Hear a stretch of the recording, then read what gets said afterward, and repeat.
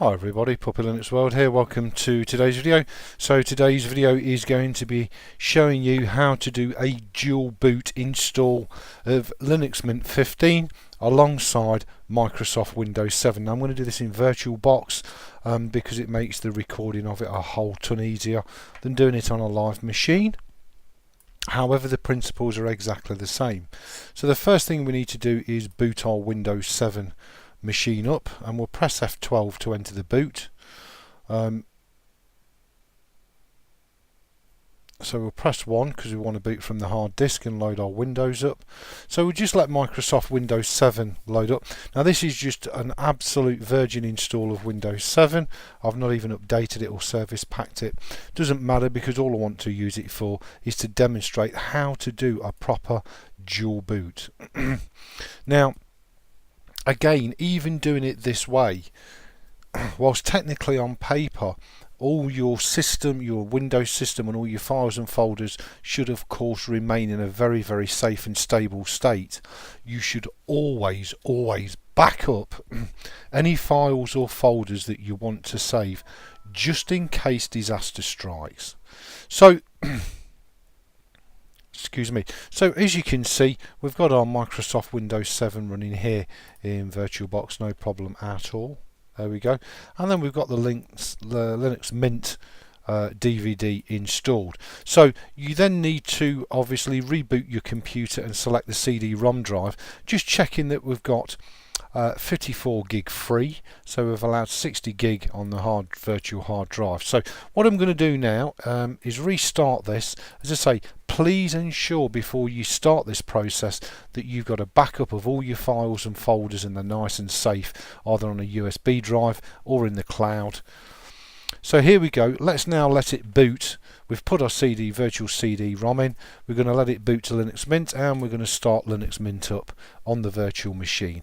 Now this is going to allow you to do a full install of Linux Mint to the hard drive and at the same time retain your Microsoft Windows. So both will coexist on your hard drive and you will choose which one to boot into when your machine very first starts up. Now there's no need to worry about anything. This is a full automatic operation. Linux Mint will automatically partition your hard drive, it will automatically install the correct bootloader, etc, etc. So you needn't worry about any of that. It's not particularly technical. The guys and girls over at Linux Mint have made this a very simple, easy process for you to do. Now there are of course different ways of doing this, so I'm going to show you the most simple, noob, basic way of doing it in this video because it works and it's successful. However, there are other ways of doing it with the bootloaders, but I'll cover that in later videos as we move into the power user sessions on the video series. So here we are, we're up and we've booted into our Linux Mint live DVD. We've got the icon on the desktop, install Linux Mint, so we're going to do that. Double left click it and let's let the installer start. I don't know how long this is going to take, so I do apologise if this is a bit of a lengthy video, but I want to show you each stage individually and try and explain in simple English exactly what's happening. So now the Linux Mint installer is loaded up. First of all, select your language. Mine is English, so I'm going to select English. You obviously need to select the one that's relevant for yourself and click continue. Make sure that all these criteria are met. You've got enough space, it's plugged into the mains and you're connected to the internet. Click continue. Now this is going to be pretty much a replication of the previous video with a couple of slight differences, so you do need to pay attention and watch this video very carefully. Now this screen, the first option is install Linux Mint alongside Windows 7. That is the option we're going to go for because we want to keep both. Remember, don't worry about these down here. I'll explain all these in a later video. Okay, so ensuring that option is ticked, click continue. It now says, right, okay, allocate. We can leave it as it is, it's auto allocated, but of course if you want to make the Linux Mint partition bigger or smaller, then you can literally just left click and hold and you can drag the hard drives to how you want them, to how they suit you. But we'll leave them 30 and 39. Okay, so let's actually, I only need 20 gig, so I'm going to make this 20 gig. 20 gig hard drive for Mint and 49 gig for Windows, and click on install now. What that will do is that will now repartition the hard drive. It's now saying write previous changes to disk and continue. At this point it's saying to you, right, you've taken a whole hard disk for Windows, I've now repartitioned it part Windows, part Linux Mint. Do you want me to continue with this operation? Because once I've done it and it's written, it's permanent. So click continue. Yes, we do want it to automatically repartition the hard drive for us. I don't know how long this will take on VirtualBox, but as I say, please bear with me if it's a little bit longer video. But as I say, I do feel it's important that you see each individual stage. Okay, so that's doing that. Again, select your country where you want to, where you currently reside, not where you want to reside. Excuse me. Select your keyboard layout. Mine's English and English UK, so that's fine. Click on the continue button again. Okay, and again this time pop your name in. Again we'll go Steve. It'll automatically populate those fields. Put your password in. As I say, very important to remember your password, because you will need that every time you log in. Click continue. And we'll now wait for this to install. Now, as I say, I'm going to pause the video again here, because now from this point on it's exactly the same as the previous installation video. However, when the install's finished and complete, then we'll restart the video, because the boot sequence will be slightly different to the previous version. Okay, so I'll see you all back here in a sec for the rest of the video. Hi everybody, so welcome back. Okay, so our installation is now complete. So we've now successfully installed Linux Mint alongside Windows 7, and we can boot into either operating system.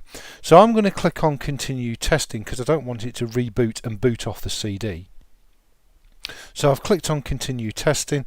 As soon as that's finished, we'll reboot the computer. Well, actually what we'll do is we'll click on the menu and shut it down completely. There we go. So let's shut this virtual machine down. And there it goes. Go back into full screen just while it shuts down, and then we'll make the changes in VirtualBox so it doesn't boot from the virtual CD, and then we'll reboot the machine back up, and I'll show you how you can choose whether to boot into Linux Mint or whether to boot into Microsoft Windows. Okay, so there we go. Don't know why this is still not shut down. I really don't want to go and shut it down until it should shut down itself, but I may well have to kill it. We'll see. Alright, well I'll take the plunge. I'll click on power off the machine, because everything should be installed and done. Okay, so let's just click on this virtual machine. Let's go to storage.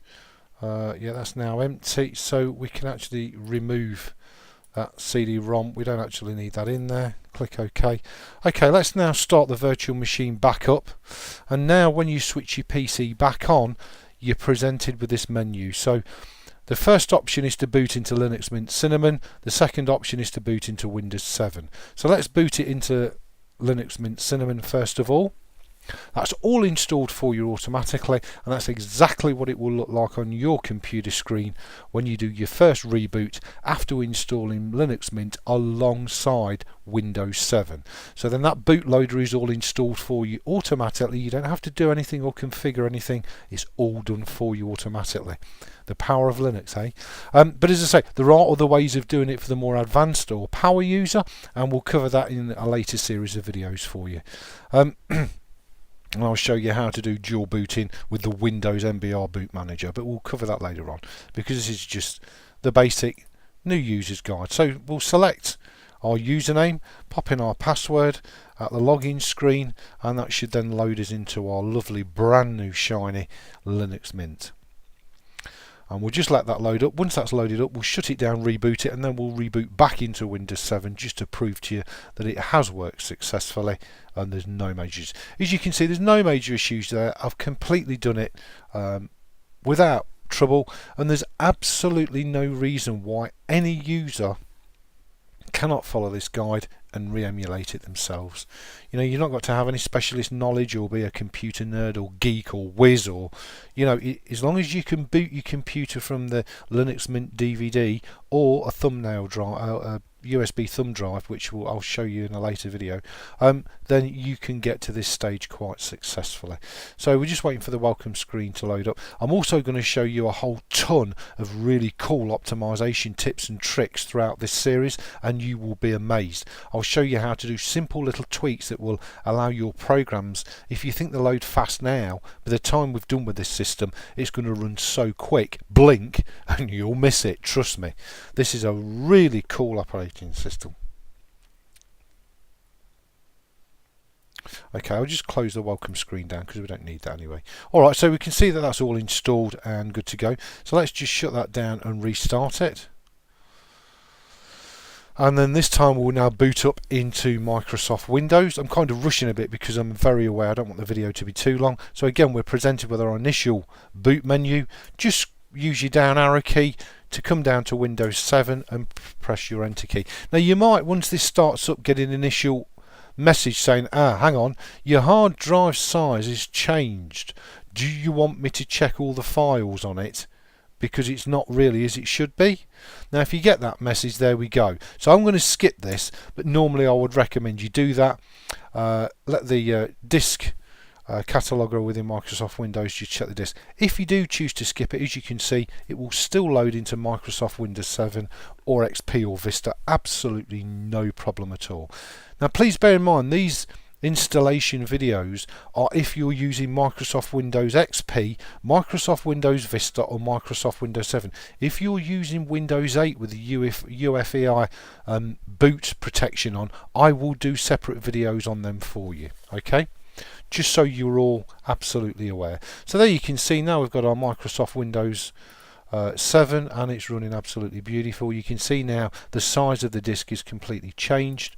No problem, we can access the disk, we can go into whatever we want. As you can see, everything's all there, nice and safe. So that's how you dual boot your PC with Linux Mint and Microsoft Windows. For those people who really want to try Linux Mint on their computer from an installed version of the software, but are not 100% confident that I really want to get rid of Windows, or maybe there's an application on Windows you cannot live without, that's absolutely fine, such as iTunes. So, you know, in that sort of instance, it may well be better for you to dual boot and be able to choose between the two. So that's how you do a straightforward dual boot install with Microsoft Windows XP, Vista and 7 and Linux Mint 15. Thanks for watching everybody. Please rate, comment, subscribe from the videos up. I'll see you all really soon for another wicked, minty fresh Puppy Linux World video.